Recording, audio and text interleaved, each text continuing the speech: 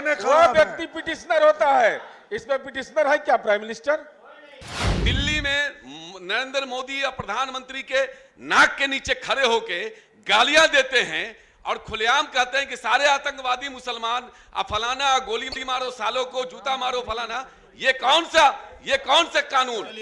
नमस्कार, मेरा नाम आलोक है। आप लाइव देख रहे हैं। क्या देश का लोकतंत्र खतरे में है? बिहार विधानमंडल का जब बजट सत्र चल रहा है तो इस बजट सत्र के दौरान बिहार विधान परिषद की सदन की कार्रवाई के दौरान नीरज कुमार, जो कि जेडीयू के एमएलसी हैं, मुख्य प्रवक्ता हैं, उन्होंने राहुल गांधी के मामले को जब सदन में उठाया गया तो उस पर घोर आपत्ति जताई और साफ साफ कहा कि क्या पिटिशनर प्रधानमंत्री हैं? अगर नहीं है तो फिर बुरा बीजेपी के लोगों को क्यों लग रहा है? और जिस तरह से 24 घंटे में कार्रवाई हुई, ये कहीं ना कहीं सवाल खड़े कर रहा है कई सारे। वहीं मोहम्मद कारी शोएब, जो कि आरजेडी के एमएलसी हैं, उन्होंने भी कहा है कि मुसलमानों को कैसी कैसी बातें की गई, मुसलमानों को कैसी कैसी गालियां दी गई, भद्दी भद्दी बातें कही गई उनको लेकर। उस पर तो कोई आपत्तिजनक बात सबको नहीं लगी, सभी को उस पर तो कुछ बुरा नहीं लगा, लेकिन इन लोगों को शर्म आनी चाहिए। बिहार विधान परिषद में माहौल गर्माता गया राहुल गांधी के मुद्दे पर। क्या कुछ सत्ता पक्ष और विपक्ष के नेता कह रहे थे उस दौरान, जरा सुनिए। राहुल गांधी जी का प्रमाण पत्र दे रहे हैं, ये अद्भुत आश्चर्य सभापति महोदय। इसलिए हम नहीं, चूंकि ये उच्च सदन है सभापति महोदय, हम ये समझते हैं कि सदन को इस बात की चिंता करनी चाहिए कि लोकतंत्र बचेगा तो जदयू बचेगा, बीजेपी बचेगा, कांग्रेस बचेगा। अगर जिस बल प्रयोग के बदौलत राजनीति में ये जो प्रयोग किया जा रहा है वह लोकतंत्र को कलंकित किया है। और राष्ट्रपिता का फोटो लगा हुआ सभापति महोदय, उनके आंखों में आंसू आ रहा है कि क्या हो रहा है इस देश के अंदर में। इस देश के अंदर में संसदीय लोकतंत्र खतरे में सभापति महोदय, इसलिए हम तमाम लोग इसकी चिंता आपके माध्यम से व्यक्त कर रहे हैं। चलिए प्रश्नकाल। मैं सिर्फ आग्रह करना चाहता हूं, ये मामला कोर्ट का है और इससे पहले सदन में भी कहा गया कि इस पर खेद भी प्रकट किया जा सकता है, क्योंकि एक संपूर्ण एक जाति विशेष को वहां संबोधित किया गया था और अदालत में भी कहा गया था। और उसके बाद भी इस मामला में ऐसे न्यायालय में महोदय, बिहार में भी बिहार के एक हस्ती राजनीति के दुनिया में रहे, उनके साथ भी तो घटना घटी, वो भी तो अदालत का बात माने।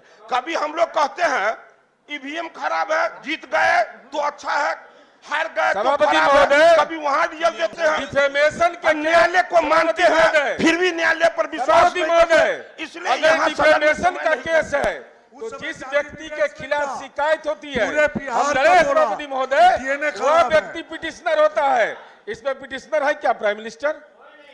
पिटिशनर प्राइम मिनिस्टर नहीं है तो फिर क्या, इसका क्या मतलब है?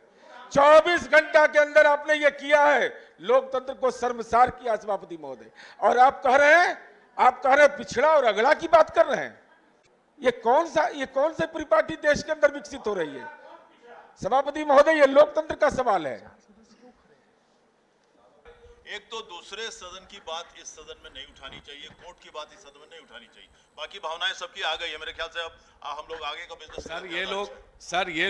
ये लोग अगरा पिछड़ा की बात कर रहे हैं। पिछड़ा का बेटा माननीय नीतीश कुमार जी को प्रधानमंत्री ने क्या उनके डीएनए को क्या खराब बताया, उनके डीएनए पर सवाल उठाया, बिहार के पिछड़ों का अपमान किया, क्या वो सही था? क्या नहीं किया इन लोगों ने? जूते मारो सालों को और कौन कौन से गाली दिया। पिछड़े मुसलमानों का आरक्षण समाप्त कर दिया कर्नाटक की सरकार ने, ये कैसे ही तैसी है? जबकि वहां पर आरक्षण का सवाल ये है सामाजिक और जिन लोगों ने भारत सरकार के केंद्रीय मंत्री हुजूर भारत सरकार के केंद्रीय मंत्री दिल्ली में नरेंद्र मोदी या प्रधानमंत्री के नाक के नीचे खड़े होके गालियां देते हैं और खुलेआम कहते हैं कि सारे आतंकवादी मुसलमान, फलाना गोली मारो सालों को, जूता मारो फलाना। ये कौन सा कानून? क्या ये नहीं होता? बैठ जाए, इन लोगों को शर्म आनी चाहिए। पिछड़ा कर रहे हैं। अब बैठ जाए। माननीय सदस्य ने आदरणीय प्रधानमंत्री जी को आप जोड़ नाम नहीं ले सकते हैं इस सदन में। मैं समझता हूं कि उसको इस सदन की कार्यवाही में नहीं रखना चाहिए। चलिए प्रश्नकाल शुरू किया जाता है। तो सभापति देवेश चंद्र ठाकुर चाहे लाख समझाएं, लेकिन अपनी अपनी बातों को कहने में, अपनी अपनी बातों को सदन के पटल के माध्यम से आसन तक पहुंचाने में सभी कामयाब रहे। क्या कुछ बातें निकल के आई बिहार विधान परिषद के सदन की कार्रवाई के दौरान, आपने सुना है। हंगामा भी खूब हुआ, लेकिन बहुत सारी बातें ऐसी निकल के आई जिस पर बीजेपी ने भी जवाब दिया। वहीं जेडीयू के एमएलसी नीरज कुमार ने शानदार तरीके से अपनी बातों को रखा, तथ्यों के साथ। कारी शोएब ने भी साफ साफ पूछा, मुसलमानों को जो गोली मारने की बात होती है, गाली दी जाती है, जूते से मारने की बात की जाती है, उस पर मुकदमा कब होगा? इन लोगों को शर्म आनी चाहिए। आपने सुना है, इस सदन की कार्रवाई के दौरान की तस्वीरें देखी हैं। हमारे चैनल को सब्सक्राइब कर लें, साथ साथ फेसबुक पेज भी लाइक करें। धन्यवाद।